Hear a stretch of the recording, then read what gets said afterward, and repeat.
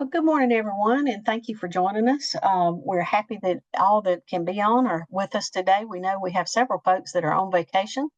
As I was telling our presenter today, the only thing is they forgot to take us with them. So, for those of you that are still in the hospital today, we thank you for joining. Today, we're going to go over just a few things. I'm going to do a repeat of some of the information that I gave you last month, as well as a couple of additional links that you can find some information I think that will be useful for you. I'll talk just a second about the safe use of opioids, which we're going to start in September. And then I'm happy to say we have one presenter today that was not out, so we're happy to hear her story. And yes, I see a comment. The slides will be available. We don't think that they've been uploaded to our website just yet, but if so, the link will be dropped into chat during the presentation today. And I just saw the slides and recording will be available and the link where they will be posted. I'm your project lead for this work, so we can just move on, Hannah, from that. I had found some information on the quality payment program for CMS. There's an upcoming webinar. I know that some of you, according to the way that this looks, it's for clinicians. And I know that some of you do have physician practices under your umbrella. So I thought this might be something that would be of interest to you. If you had not seen it, the date is Thursday of this week from 1 to 3. I think that maybe if you have any questions around QCDRs, that this will help answer those. Again, if it's applicable to your practice, this is just an opportunity. You may want to forward this to someone else that's in your organization. Another webinar or webcast that's coming up on July the 8th that you might be interested in. This is the CMS patient safety structural measure requirements for hospital, your SOPs. I'm not sure exactly who you might use for that, but once the slides are posted, these links will be available. So if this is something of interest to you, again, this is on July the 8th. If you or someone in your organization would like to join it, we'll have the link posted when the slides are available, and I'll send that out in our post-event email that normally goes out after these. But again, this is ARC and your SOPs. I'm not sure where you are right now with your patient safety and the requirements that you have, but just so you have it on your radar, something that you might want to tap into. I had this in last month, and I wanted just to keep this in front of us. Right now, we're still working on social determinants of health under your discontinuation, we know, of hospital commitment to health equity, the social drivers of health that you all are working on, doing a great job with your screenings and everything. And again, in September, we're going to switch over to safe use of opioids and continue this process under the FLEX. We're very fortunate in the state of Georgia to have the State Office of Rural Health and all of the programs that Dawn and Amanda and her group are able to keep us going with. In addition, you have the link here for your information guide, the version 2.2, which we'll have whenever we can get the slides out to you. I did include this last month and this month, and I'll continue to include it until we get started in September, just to kind of keep this on your radar as well. Some of the measures, the concurrent prescribing measures for safe use of opioids. Again, if I was in the hospital, I would probably have this printed somewhere just for my reference. It does give your measure description and the rationale for the measure, along with your program alignment for your interoperability programs and what the critical access hospitals must meet for the PI program requirements. So I just thought that just keeping this in front of you each month might be helpful as you are looking at opioids. And again, I have included the information for you for your descriptions of your numerator and denominator. And just as I said last month, and I know I probably sound like a broken record, but one of the things that I have noticed through the years of, providing technical assistance for not only critical access hospitals, but the acute care as well, is sometimes we get bogged down with the exclusions and exactly how to interpret the exclusions. So wanted to keep this up for you just so that you all know that there are exclusions to the safe use of opioids. What exactly are they? They are listed out here, and I know sometimes it gets a little hard. So as we go on through the fall, I'm glad to be of assistance as much as I possibly can for you all. In addition to that, down at the very bottom of this sheet, you have some resources, some links to go there. And we also provide those last links I think on the very next to the last slide that we have. One thing I would advise you to do I think there have been updates. I know if you have nursing homes under your umbrella, there have been some, or either have been or going to have some updates to the data that is presented to you all and for you to print and however you want to use. I don't care, compare. I would advise you to be going out there at least monthly just to see what's been posted for your hospital on Care Compare. Some measures may be going away. I'm not sure exactly. I know for the nursing home world, I think some information around vaccines may be taken down. So just keep a look at that for your hospitals. And also you have a link there down at the bottom for a CMS provider data catalog, which will give you some more resources as well. I left these slides in too, just to kind of keep this, what we're doing right now, stratifying your priority population. By the stories that you all have been telling, we know that you are doing a great job in your stratifying your priority population. I think you all have done a fantastic job in really looking at your data. And to coin an old JACO term that I remember from many years ago, drilling down with your data and really getting down to very specific, and so proud of you all for the work that you've done with that. An example that I think that we all have in the state of Georgia as an opportunity is transportation. And we knew that, but you all have been very creative in the ways that you are looking at just transportation itself, as well as the other drivers of health. So just leaving this on here just as a reference for you to use as you need it. We do have every now and then, we've had some new folks to come on board. So, this might be something that as you're training someone, I had an email from someone this morning that's not going to be able to join us today.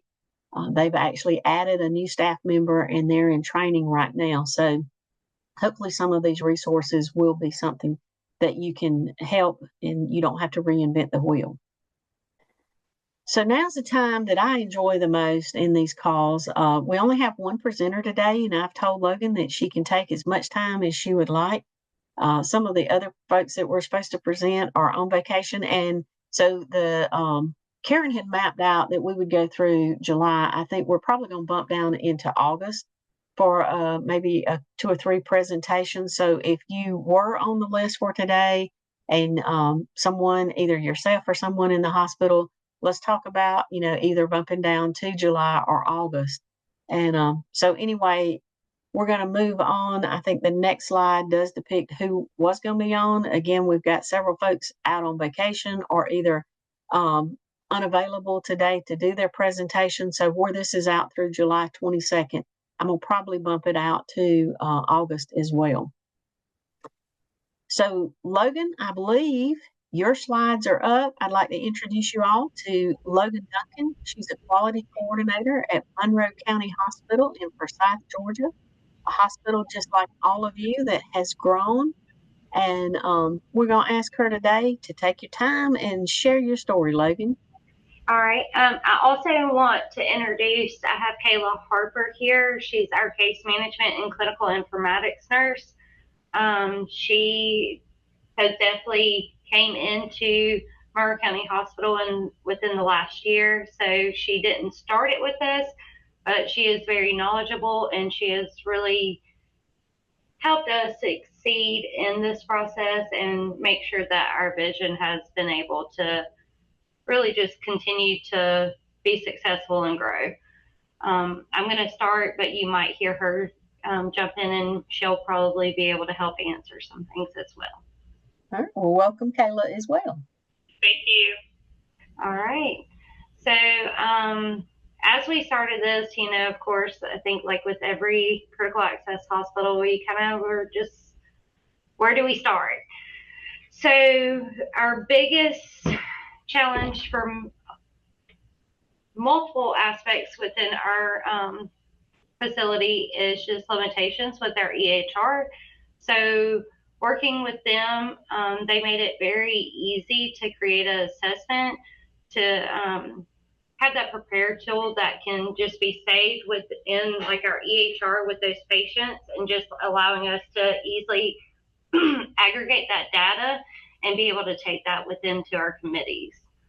Our EHR, which a lot of people might have CPSI, it of course has its challenges, and we really kind of hit our head on some barriers and challenges. So we had to kind of just step back and go into it, almost like asking the same question in a different aspect to eventually get what we needed done. So once we were able to get that, we created that report to pull that, make sure that multiple, our case manager at the time, our CNO, as well as myself, all knew how to pull that and really take that aggregated data and make sure that it's being used appropriately. Once we were able to kind of just get that collection, then we could place it and kind of create the tools to present it within those appropriate committees. We could go to the next slide.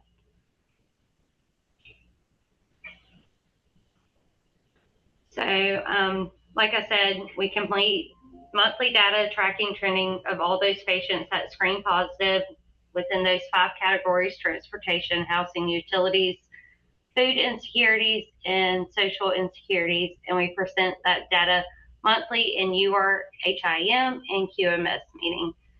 So overall, our URHIM is really conducted with multiple departments as well as physicians.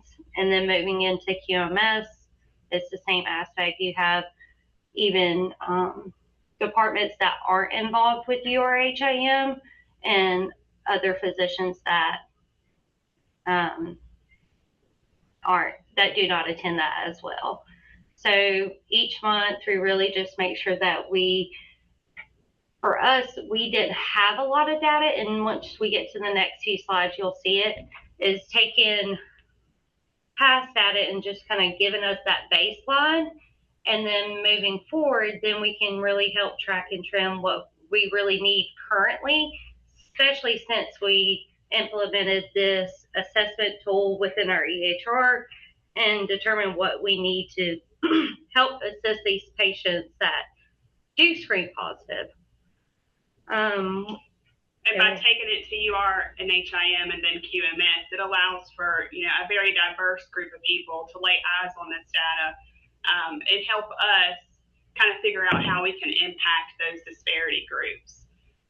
You'll see that the overall positivity rate for the SDOH was 38%, and we found that transportation was our top disparity category. There are just lack of affordable transportation in our community here, so that's one of our biggest barriers. So going from there, we made sure that we worked with multiple companies throughout Maury County, and not necessarily just Maury County, but surrounding counties that have like resources within there that we can either provide the patient to contact and kind of get more assistance there, as well as, one of the transportation is becoming that top priority with our disparities with our patients. What we like to do within our organization here recently, we started separate from this project. We have a internal project, and it's called our 3 Ps. So you have patients, people, and property. And so with us utilizing and really tracking this out and kind of seeing what we lack, one of the action items that was requested within that group, or within multiple of that group, is to consider maybe potential have our own transportation here at Monroe County in the future. All right, we can go to the next slide. So here we pull our data from Georgia Notify and really just use those 30-day readmissions. I think everybody kind of struggled in where to pull this data and where it would be best served. It was just seemed like a big topic at the time, so we felt like that was best suited. I do think in the future we could probably really push this further to even capture our ER patients, maybe even like our 48-hour returns. There's definitely opportunities throughout our organization. It's just, let's kind of really master this before we start pushing it out to other areas.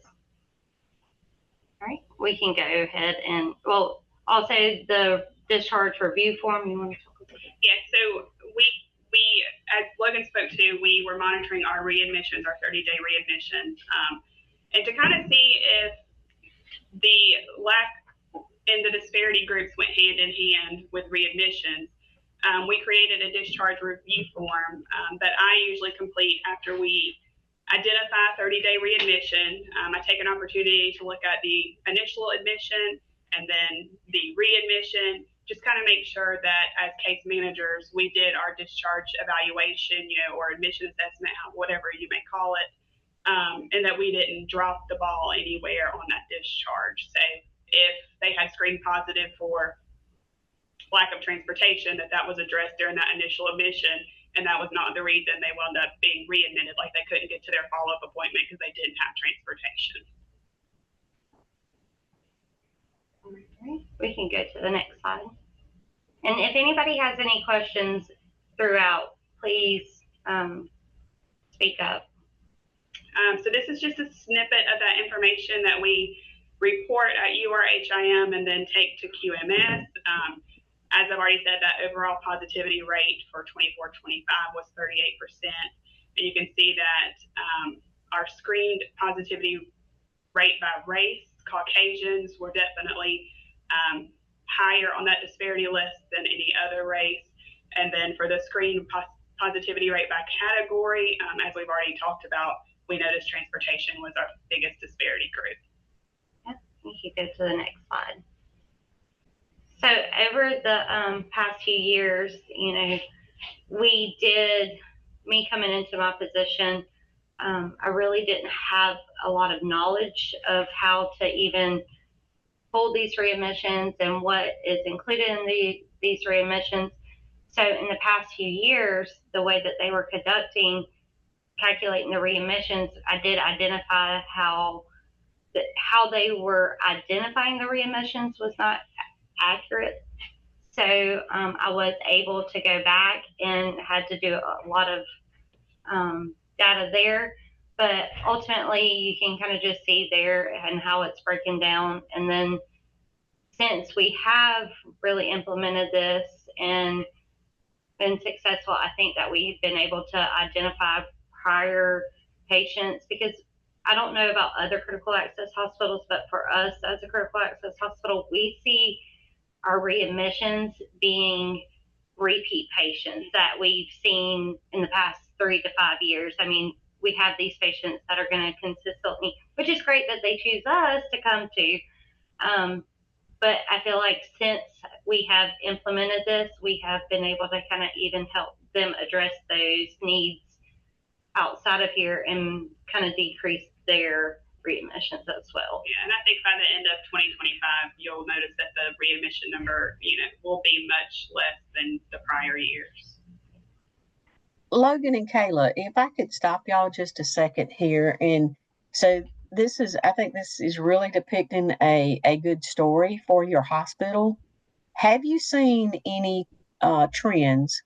Like for April and May, as you see the blip up, same thing it looks like last year was around July, August, which is about the time that we're, soon to be entering. Have you seen any trends with particular diagnoses that would help you to really think about who's being readmitted, for what reason, And I know you've identified transportation, but sometimes just looking at those diagnoses help as well. Yeah, and we'll actually go into that in the next few slides. Okay. All right, good deal. Yeah, if you'll go ahead and go to the next slide. So here you can see how we've broken it down by sex, age, and ethnicity. So you can see here female is really one of our highest readmissions.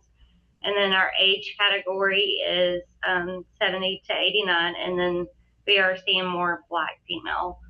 That age group, we just kind of added that to help track to kind of even see if maybe there's like additional services that might need to, or even education like here in our community that we might need to in the future help really market it to in regards of maybe their doctor's appointments or what services that their insurance might offer, or even other local businesses, and really kind of encourage us to kind of focus that outreach within the community too.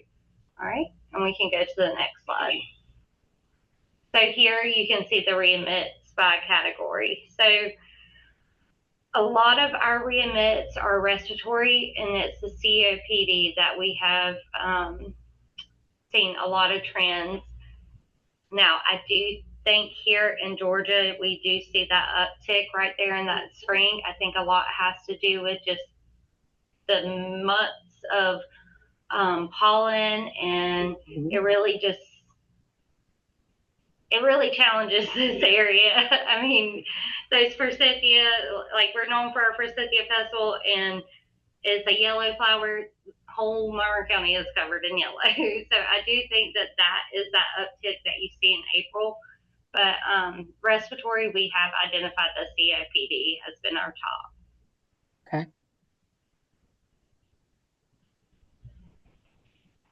And some also to really look at the slide, I like the way that y'all have divided this.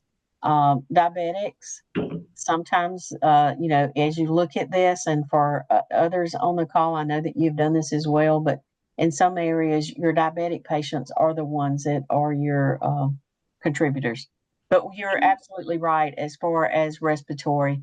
I love some of the slide things that I see out on social media. Where in Georgia, we have 4 seasons in one day. So we definitely do have those challenges.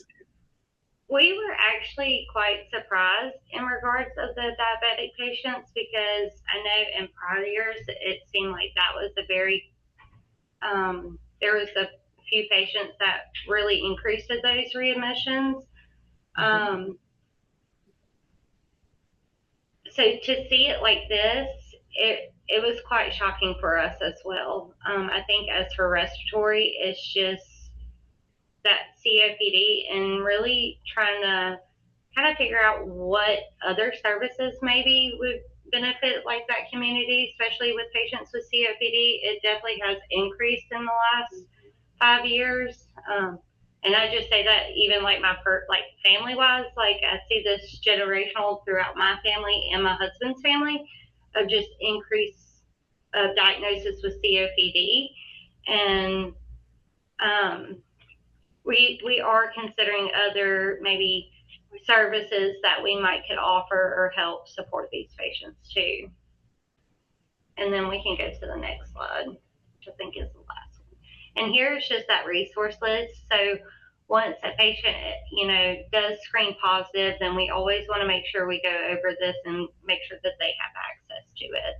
And we found just by talking to patients that education is our best friend. Like a lot of patients don't realize, like if they have United Healthcare Medicare Advantage, that they do have something called UHC Healthy at Home that does provide a certain number of transportations to and from doctor's appointments in a month, and meals, things of that nature. So we really take a minute once they've been identified in those disparity categories to kind of provide them the education and the resources. Sometimes with just this discharge resource list, and other times, we have to do some manual research, but we make sure to get it to them to try and prevent their readmission and help them as best as we can. So Kayla, is this a trifold that you all give out? It is a pamphlet. So I just kind of put it on there, like the front and the back, so you could kind of see the different categories and how we've broken it down. And you'll notice that here in the community, we do have a good like food resource. We have a couple of banks and churches and things, but as far as transportation, it's limited, and even like housing and shelter resources, most of those are in Macon. And I think for here, we are so close to Macon that historically it's always been easier to kind of refer them to that direction, because there's never been, like, I know with Macon, there's kind of that increase of homeless community. So those shelters being placed there have increased. Now, I will say personally, I've been in Monroe County for 31 years, and not until the past year have I seen an increase of homeless people within the community. So I think that us starting this, even just starting that outreach within the community, not only just with the residents, but even other sources like EMS, the sheriff's office. I think eventually there will be an aspect that the county, even the county commissioners, like, we're going to have to address overall and determine what other resources we need to make are more easily accessible here in Monroe County. I think that's a great ideas of how you're thinking out of the box. We had several, last month that same thing. So Kayla, you mentioned United Healthcare. Is that in the very middle on the bottom side, the United Healthcare, Healthy at Home? Was that what you're referencing? Yes, ma'am. It's under transportation resources. I might have it listed in multiple, honestly, but I know for sure it's under transportation resources. And we do have a lot of patients that have like a primary of Medicare or Medicare Advantage, and then they have a secondary of Medicaid, or even have a primary of Medicaid, and they don't realize that some of the Medicaid plans actually will pay for transportation if they just schedule it ahead of time with Motive Care. So we have definitely, like I said, tried to educate our patients based on what their insurance is, and those ins and outs that we know they may not know about. Okay. So because you will get the slides after, but anyway, if you're not tapping into that, if you have the opportunity in your hospitals for the, everyone else that's on, this is something that has been identified by your peers to be beneficial. So thank y'all for that resource. I do like the fact over on your far right-hand side, it looks like that you have good support in the community from your faith-based organizations with your food resources. And some of the things, I know you mentioned Macon, so I see the rescue mission of Georgia on here. So that, some folks might not have exactly that, but there might be an organization similar that you might not have thought about to be able to tap into. And as Logan mentioned, our homeless population has drastically grown in the past year. So this is even helpful for our ER staff when they have a homeless patient that comes in, and they intend to discharge, but a lot of times in our small critical access hospital, they don't feel comfortable discharging back to the street where they initially come from as home. So they can use this list and potentially get like a taxi service to the shelter. Or we do have a couple of faith-based vans that will come pick them up and take them to the shelter if they have time. So it's useful throughout the hospital, not just as like an inpatient resource. And I will give it to our community, like our law enforcement here, in times that we do not have any transportation, we are struggling. They have been very kind to be able to help assist us to be able to get these patients to where they need to be. So that's the true advantage of the small community, where though you think you're not rich in resources, you may be richer than you think. Is that than you otherwise thought? Is that correct? Correct. That's exactly correct. Right. There's one other thing that I did want to bring out too, that you on your at the very beginning. I know several of you on the call today probably have CPSI, and as you said, as you all have said, there can be challenges with it. But here's your resource if you do have CPSI, if you've had some struggles with trying to get information out, it sounds like that Logan and Kayla have solved some of the problems at least.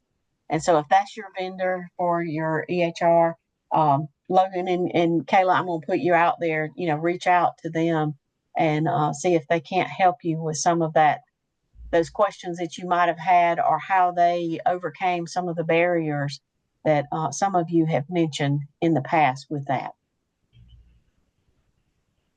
And I do like the fact that you all said you have the 3 Ps program going on now.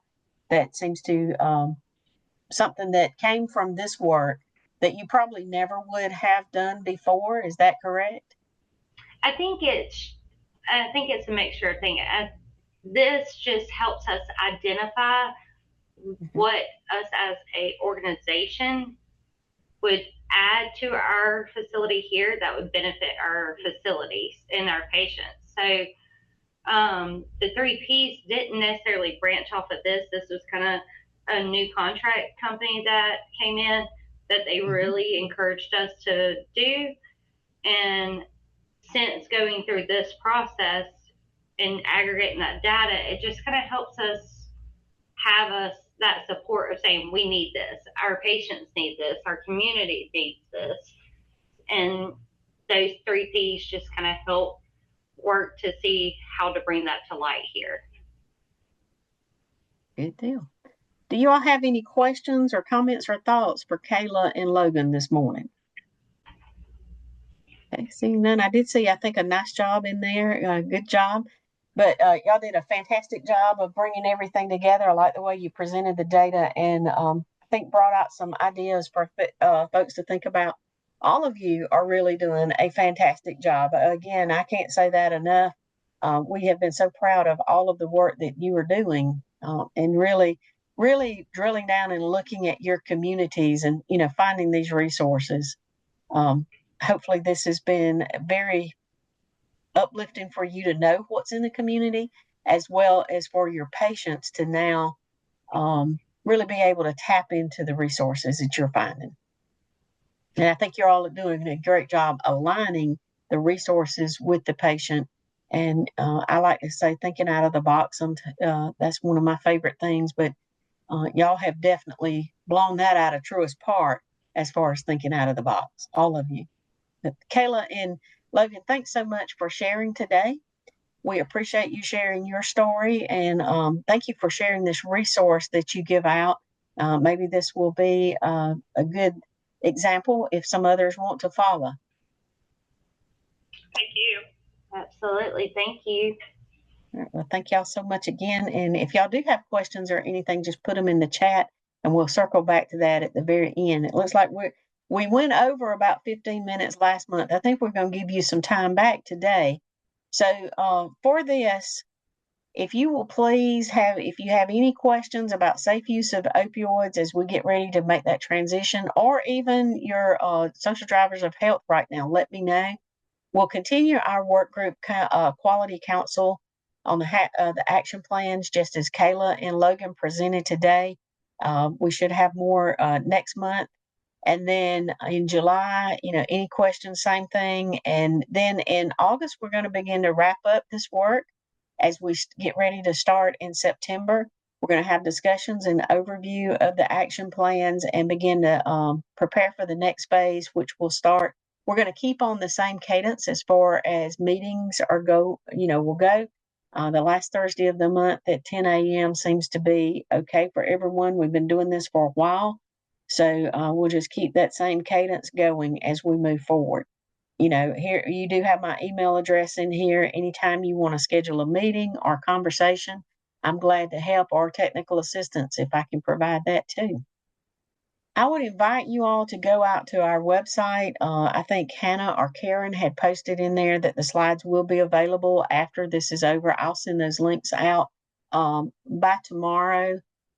But we are beginning to add more information. There are a couple more links in already that's been added to the website for safe use of opioids, but also we have all of your slides, all of the slides that we have done for the past work. So you can go out there and use those for references. So each month, as we've been having these quality councils and you've been sharing your stories, Those slides are posted if you want to go back out and see who presented or the hospitals that presented and what the stories and the sharing was. So you have those resources with the click of this link and going out and checking out everything that's out there. So don't reinvent the wheel. Learn from your peers, and we all can share shamelessly. And so I am working to keep the website updated with information as I come across as well. Here's some additional resources. I think I referenced this on one of the slides earlier for your Arquita, and I think that's what you call it, your Arquita Resource Center, as well as a Rural Health Information, your hub website, and Rural Health Research Gateway. So each one of those, as you're looking at not only your social determinants of health, but some of your other measures, if you need comparative data and to go along, Logan and Kayla did a good job, I think, of telling, setting up their baseline. So sometimes as you begin your new projects and you're trying to set a baseline and you're looking for some state or national data, especially national, you may be able to go out to the hub website as well as the gateway. In addition to that, I'll put a plug in for our State Office of Rural Health. If you need maps and information, they do a great job of keeping their site updated as well with information as it relates to the state of Georgia. So please, if you need that, go out and check these resources. If you can't find what you need, if there's just something you're looking for, give me a call and, I'll try to help and see what I can tap into for resources as well to share with you all. So do we have any questions or further comments for today? You can feel free to either drop something in chat or take yourself off mute. And we're a smaller group today, but anyway, glad to listen or see whatever what you have. We do have the website listed over on the right, where we'll have the slides and the recording of today that you all can tap into that.